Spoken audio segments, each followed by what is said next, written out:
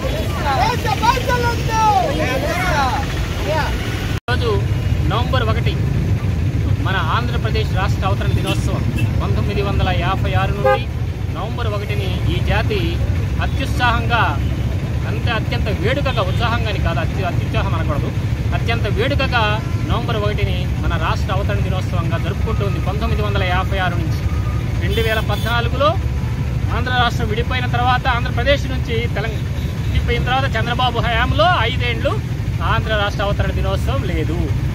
తర్వాత జగన్ వచ్చారు, భాషను సంకరాకిచ్చినా మొత్తానికి నవంబర్ 1 మాత్రం చేశాడు జగన్. ఏ మాటకు ఆ మాటే చెప్పుకోవాలి. తర్వాత ఇప్పుడు మళ్ళా చంద్రబాబు గారు దూకారు రంగంలోకి, మళ్ళా ఆంధ్ర రాష్ట్రాన్ని అనాథం చేసేసారు.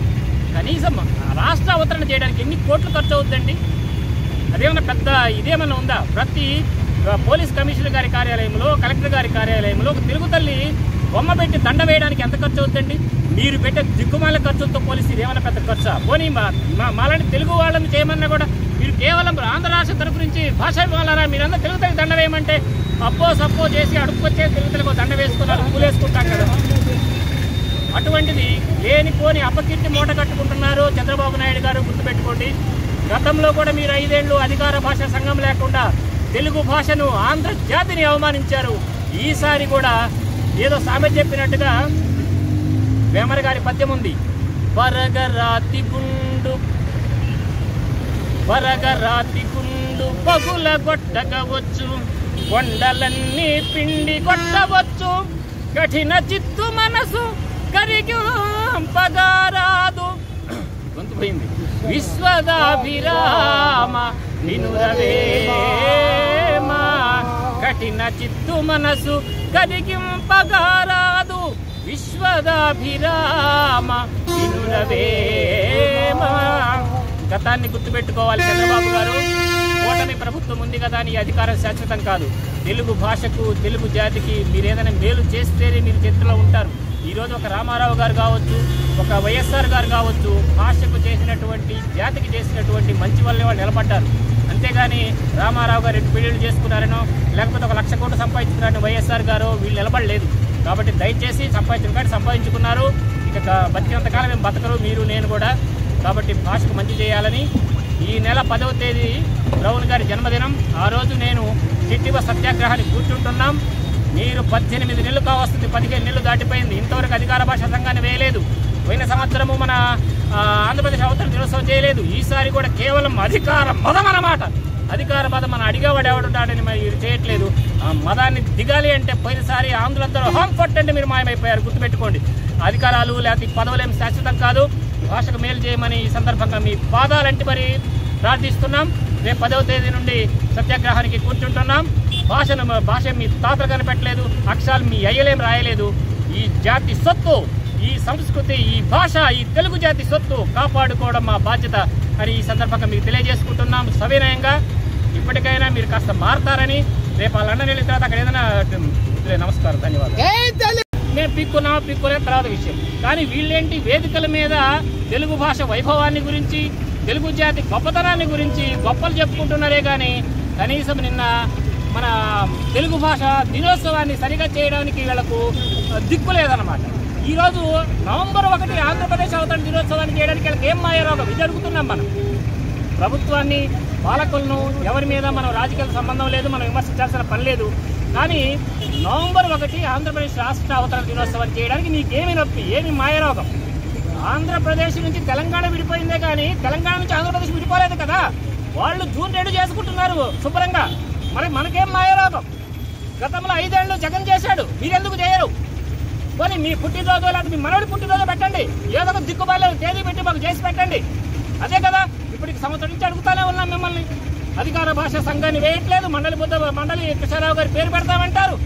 ఇంతవరకు అతి లేదు గతి లేదు.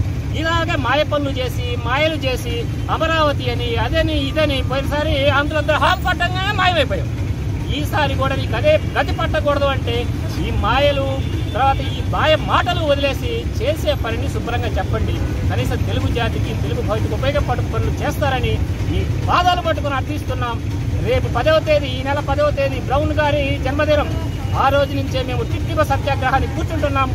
ఏం కావాలో, ఎంతవరకు పోవాలో అంతవరకు పోతాం. తెలుగు భాషని అయ్య కనిపెట్టలేదు, తాత్పర్యాలు మీ తాతలు రాయలేదు. ఈ జాతి భాష, ఈ జాతి సంస్కృతి, దాని మీద మీ పత్రం ఏంటి అని రేపు అడుగుతాం. దానికి సమాధానం ఏంటో చూద్దాం. ధన్యవాదాలు.